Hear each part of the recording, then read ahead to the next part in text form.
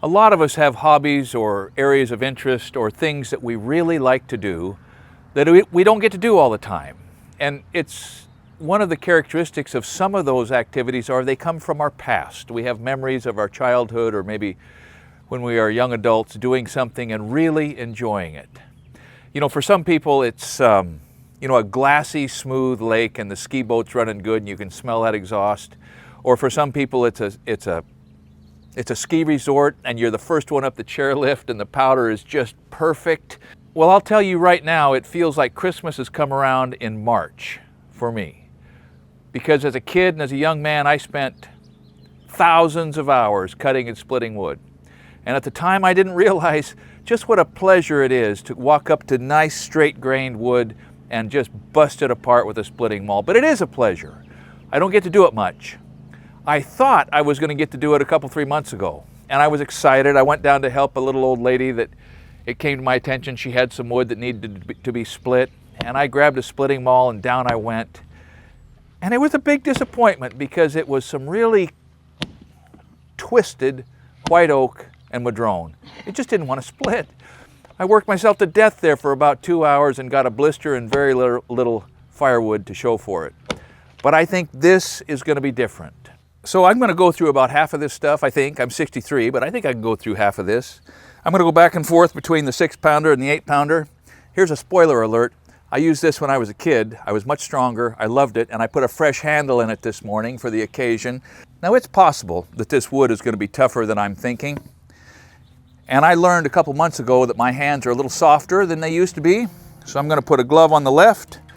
I'm going to hope that this stuff splits just like an apple, right? Or like a cloven rock, as Robert Frost described. And we'll see how it goes. I hope I'm not disappointed. More importantly, I hope I'm not embarrassed.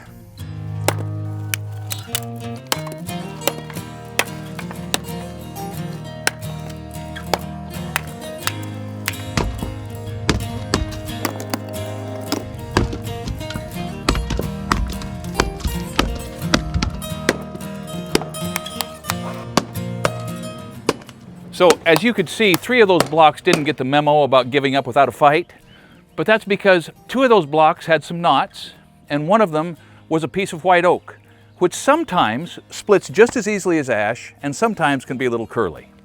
But aside from the first thing that I want to mention is that as it turns out, I still like the 6-pound maul from my childhood better than the 8-pound maul. As I see it, there's only 3 or maybe 4 things to be thinking about as you get ready to slam a splitting maul down onto a piece of wood. First of all, you identify any knots, and then you either split directly through the knot or completely away from the knot.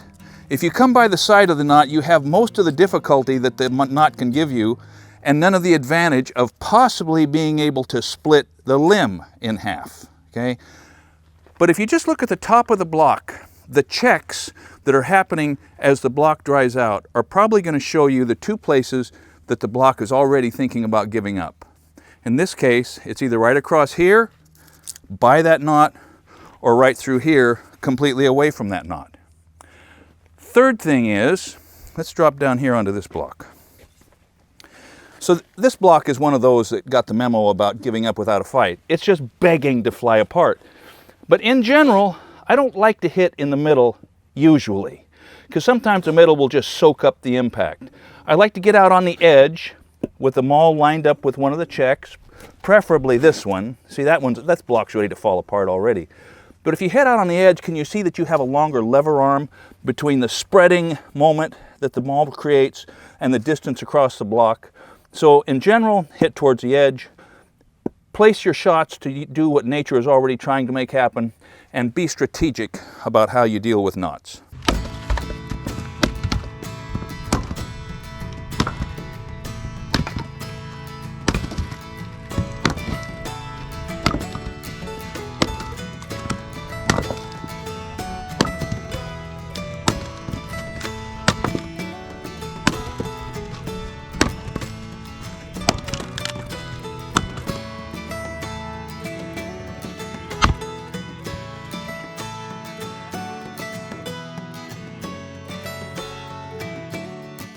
So hands down, the firewood master on YouTube is Buckin' Billy Ray Smith.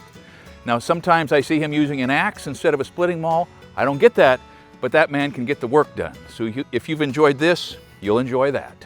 I'm going to finish up this little defenseless group of ash blocks, and we'll stack it up, and Nate will have it in the bank for next winter. Thanks for watching Essential Craftsman, and keep up the good work.